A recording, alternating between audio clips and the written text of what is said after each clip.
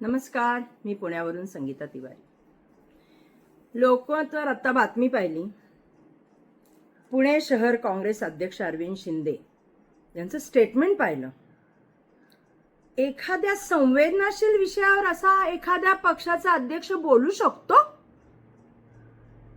म्हणजे कमालच झालीये. काँग्रेसचे मोठे नेते राहुल गांधी महिला सुरक्षा, महिला सक्षमीकरण याच्यावर काम करतायत.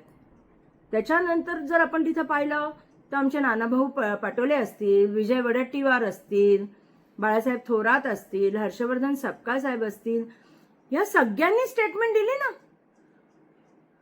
या सगळ्यांनी स्टेटमेंट दिली की खरातला आणि महिला आयोग अध्यक्ष रुपाली चाकणकर यांना शिक्षा झाली पाहिजे. चूक आहे तर चुकीला माफी नाही. मग पुणे शहर अध्यक्ष अरविंद शिंदे असे कोण आहेत की त्यांनी सांगावं की रुपाली चाकणकरांना त्रास देऊ नका, त्यांना बदनाम करू नका, नाही तर काँग्रेसमध्ये यायचा पर्याय त्यांच्यासाठी खुला आहे. मग हे सपकाळ साहेब ठरवणार का हे ठरवणार हा एक प्रश्न. आणि हे मत त्यांचं स्वतःचं आहे का काँग्रेसचं आहे त्याचंही स्पष्टीकरण झालंच पाहिजे सपकाळ साहेब.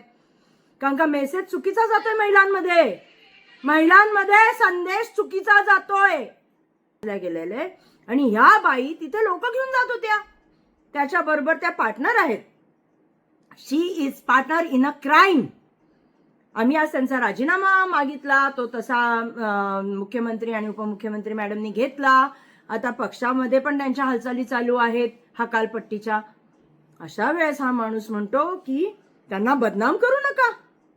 मग टीव्ही वाले खोटे, मीडियावाले खोटे आणि तुम्ही सत्यवादी हरिश्चंद्र. कमाल आहे. आणि काँग्रेसचा एक नेता पुण्यातला बोलत नाही, महिला बोलत नाहीत. म्हणजे तुम्हाला हे सगळं आवडलंय का? हे जे एप्स्टीन फाईल जे झालेलं इथे, खरात फाईल, कॅप्टन फाईल, हे तुम्हाला आवडलंय का? महिलांवरचे अत्याचार आवडलेत का? जे कमाल वाटते मला की एवढा भयानक संवेदनशील विषयावर बोलतोय ना.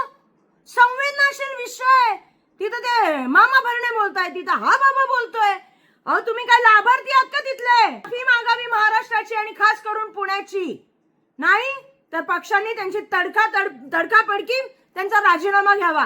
कारण का हा जो संदेश महिलांमध्ये जातोय तो अतिशय चुकीचा जातोय. ते कसं असं म्हणू शकतात की काँग्रेसमध्ये यांना पर्याय आहे याला? अशी घाणेरडी बाई तुम्हाला काँग्रेसमध्ये पाहिजे का? कशाला? कुणासाठी? उत्तर द्या अध्यक्ष, नाही तर माफी मागा महिलांची की तुम्ही जे बोललाय ते चुकीचं बोललाय. तुम्ही माफी मागणार नाही कारण का तुम्ही तर फार इगोवाले माणूस आहे.